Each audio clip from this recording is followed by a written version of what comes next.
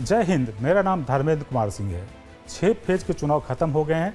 सबसे बड़ी बात है कि इस बार आज़ादी के बाद टोटल जो है ये चुनाव सोशल मीडिया पे लड़ा गया और सारे सरकार की तरफ से, विपक्ष की तरफ से, दोनों तरफ से जो है युद्ध जो है सोशल मीडिया पे लड़ा गया।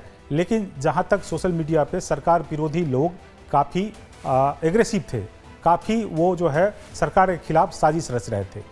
दूसरी बात है डोर टू डोर कैंपेन का गायब हो जाना। पहले नेता डोर टू डोर प्रचार के लिए जाते थे, लेकिन इस बार नेता जो है डोर टू डोर पर नहीं जोर दिया, बल्कि रैली पर ही सीमित रह गए।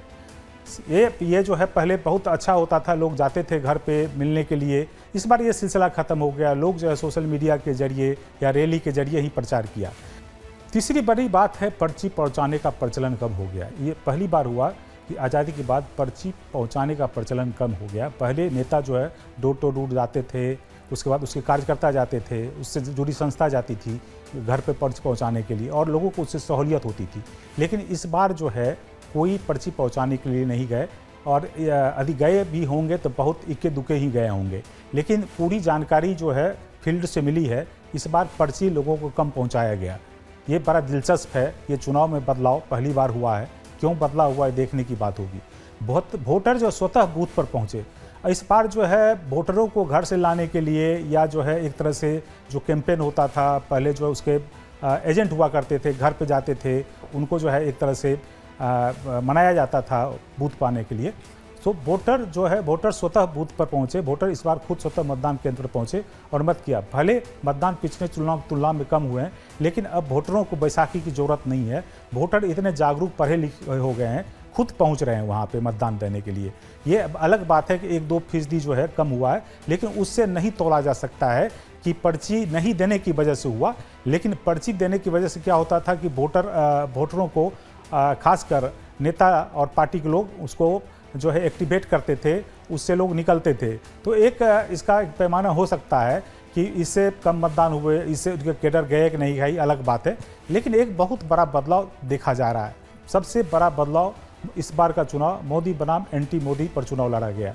मोदी मतलब मोदी की गारंटी है। मोदी लगातार बोलते रहे कि 400 सीट मिलेगी, लेकिन विपक्ष उनको घेरते रहा कि उनको 400 सीट नहीं मिलेगी, बहुमत नहीं मिलेगा। लेकिन विपक्ष कभी ये नहीं बताया कि उसको कितने सीटें मिलेगी। तो ये लग रहा है कि मोदी और मोदी को पकड़ के ही बैतरनी पार करना चाह रही है विपक्षी पार्टियाँ। ये लग रहा है कि विपक्षी पार्टियाँ मोदी के सहारे ही बैतरनी पार करना चाह रही है। तो ये चुनाव बड़ा जो है दिलचस्प रहा। मोदी पहली बार हो रहा, मोदी प्लस एंटी मोदी। एक तरफ सारे लोग मोदी के समर्थन में, दूसरे तरफ जो मोदी के विरोधी हैं वो विपक्षी पार्टी के साथ चले गए। एक तरफ जो है सारे लोग मोदी के साथ थे और दूसरे विपक्षी लोग मोदी के खिलाफ चले गए। तो ये भी एक बड़ा दिलचस्प चुनाव है। दूसरा सबसे बड़ी बात है चुनाव में पैसे का खेल। चुनाव में पैसे का खेल होता था और लोगों को पैसा बांटा जाता था। अभी तक जो है 6 फेज के चुनाव तक जो है चुनाव आयोग ने एक आंकड़ा जारी किया है, करीब चुनाव आयोग ने एक आंकड़ा जारी किया जिसके हिसाब 9,000 करोड़ से ज़्यादा का ड्रग्स, पैसे, ऑर्नामेंट्स पकड़े गए।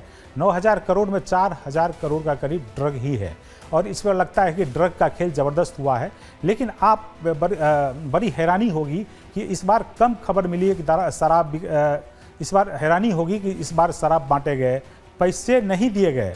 मैंने ऐसी बहुत लोगों से मेरी बातचीत हुई बहुत देश के अलग अलग कोनों में, और ये पता चला इस बार पैसे नहीं बांटे गए। लेकिन सवाल ये उठता है कि यदि पार्टियां अपने कार्यकर्ताओं को पैसा दिया तो पैसा गया कहाँ? क्या वो पैसा डकार गया? ये 6 बदलाव बड़ा दिलचस्प है और ये क्यों हुआ, कैसे हुआ, इसको जानना जरूरी है। चूँकि जागरूकता और साक्षरता बढ़ने की वजह से लोग खुद अपने आप निर्णय ले रहे हैं। दूसरी बात है टीवी और सोशल मीडिया का बोलबाला हो गया, हर हाथ में मोबाइल आ गया है। खुद वो निर्णय करता है हमको क्या करना है, किसको वोट देना है, किसको नहीं देना है। तो ये पहली पुरानी जो प्रथा थी वो धीरे धीरे ख़त्म हो रही है। लेकिन सबसे बड़ा सवाल वही है कि किसकी सरकार बनेगी। ये 1 तारीख को एग्जिट पोल में पता चल सकता है, नहीं तो 4 तारीख को जो मतगणना होगा उस दिन पता चलेगा किसकी सरकार बनेगी, किसकी सरकार नहीं बनेगी। आप मेरे साथ जुड़े रहिए और लगातार लाइव टाइम्स जो है आप देखते रहिए। धन्यवाद।